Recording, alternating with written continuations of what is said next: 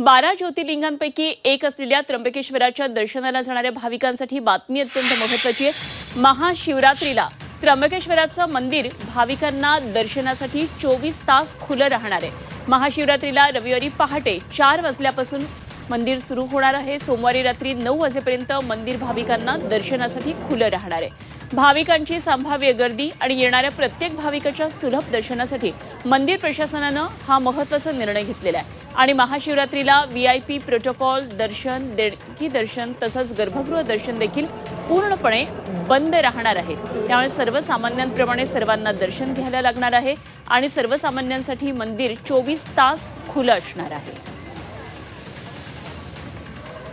येत्या रविवारी महाशिवरात्री आहे आणि त्यानिमित्तानं महाशिवरात्रीनिमित्तानं त्र्यंबकेश्वर मंदिर प्रशासनानं हा महत्त्वाचा निर्णय सांगितलेला आहे। 24 तास मंदिर सर्वसामान्य भाविकांसाठी खुलं राहणार आहे। यावेळी VIP दर्शन, देणगी दर्शन, सगळ्याच प्रकारची वेगवेगळी दर्शन, गर्भगृह दर्शन हे पूर्णपणे बंद राहणार आहे।